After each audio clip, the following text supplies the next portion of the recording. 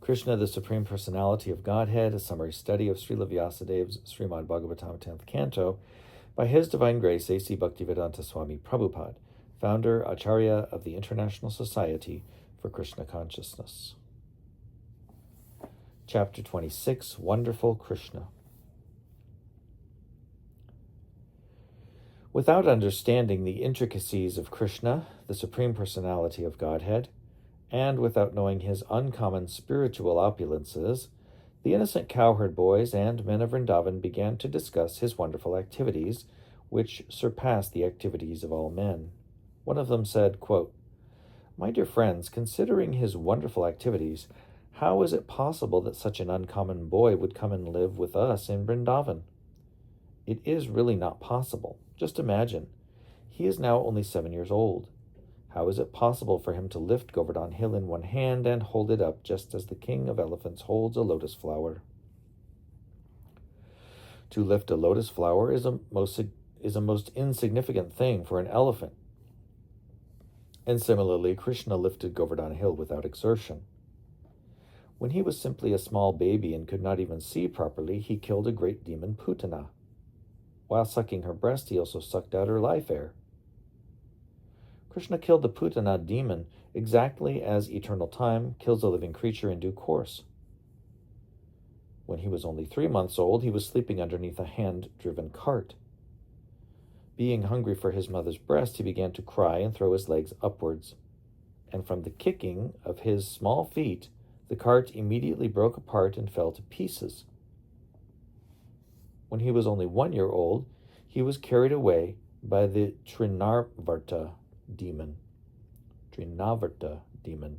disguised as a whirlwind, and although he was taken very high in the sky, he simply hung on the neck of the demon and forced him to fall from the sky and immediately die.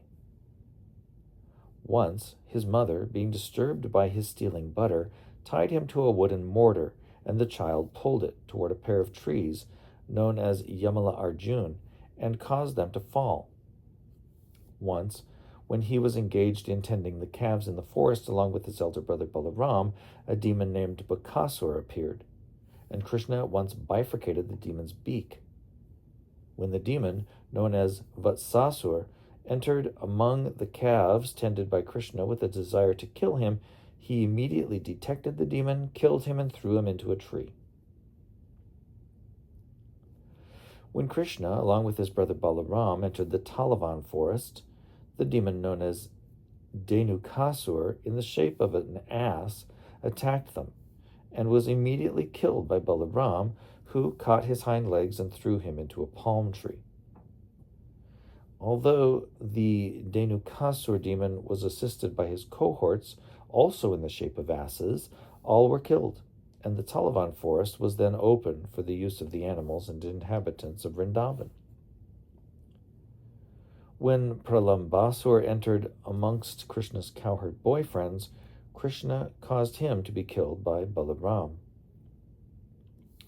Thereafter, Krishna saved his friends and cows from a severe forest fire, and he chastised the Kaliya serpent in the lake of the Jamuna River and forced him to leave the vicinity of the Jamuna.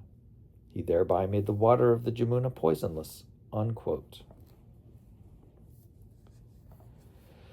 Another one of the friends of Nanda Maharaj said, quote, "My dear Nanda, we do not know why we are so attracted by your son Krishna. We want to forget him, but this is impossible. Why are we so naturally affectionate toward him? Just imagine how wonderful it is. On one hand, he is only a boy of 7 years, and on the other hand, there is a huge hill like Govardhan Hill, and he lifted it so easily. O Nanda Maharaj, we are now in great doubt. Your son Krishna must be one of the demigods. He is not at all an ordinary boy. Maybe he is the Supreme Personality of Godhead." Unquote. On hearing the praises of the cowherd men in Vrindavan, King Nanda said, quote, "My dear friends, in reply to you, I can simply present the statement of Garga Muni so that your doubts may be cleared. When he came to perform the name-giving ceremony, he said that this boy descends in different periods of time in different colors, and that this time he has appeared in Vrindavan in a blackish color known as Krishna. Previously, he had a white color, then a red color, then a yellow color. He also said that this boy was once the son of Vasudeva, and everyone who knows of his previous birth calls him Vasudeva.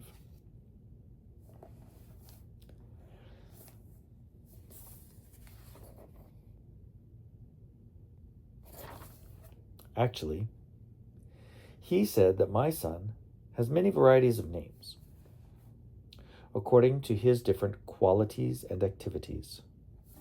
Garg Acharya assured me that this boy would be all auspicious for my family, and that he would be able to give transcendental blissful pleasure to all the cowherdmen and cows in Vrindavan. Even though we would be put into various kinds of difficulties, by the grace of this boy, we would be very easily freed from them. He also said that, formerly, this boy saved the world from an unregulated condition, and he saved all honest men from the hands of the dishonest thieves. He also said that any fortunate man who becomes attached to this boy Krishna is never vanquished or defeated by his enemy. On the whole, he is exactly like Lord Vishnu, who always takes the side of the demigods, who are consequently never defeated by the demons.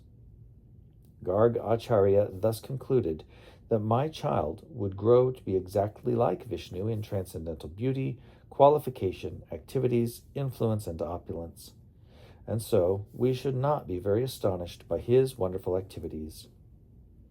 After telling me this, Garg Acharya returned home, and since then we have been continually seeing the wonderful activities of this child. According to the version of Garg Acharya, I consider that he must be Narayana himself, or maybe a plenary portion of Narayana, unquote. When all the cowherd men had very attentively heard the statements of Garg Acharya through Nanda Maharaj, they better appreciated the wonderful activities of Krishna and became very jubilant and satisfied. They began to praise Nanda Maharaj because, by consulting him, their doubts about Krishna were cleared.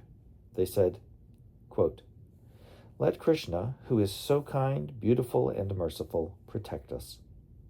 When angry Indra sent torrents of rain accompanied by showers of ice blocks and high wind, Krishna immediately took compassion upon us and saved us and our families, cows, and valuable possessions by picking up Govardhan Hill, just as a child picks up a mushroom. He saved us so wonderfully. May he continue to glance mercifully over us and our cows. May we live peacefully under the protection of wonderful Krishna, unquote. Thus ends the Bhaktivedanta purport of the 26th chapter of Krishna, Wonderful Krishna.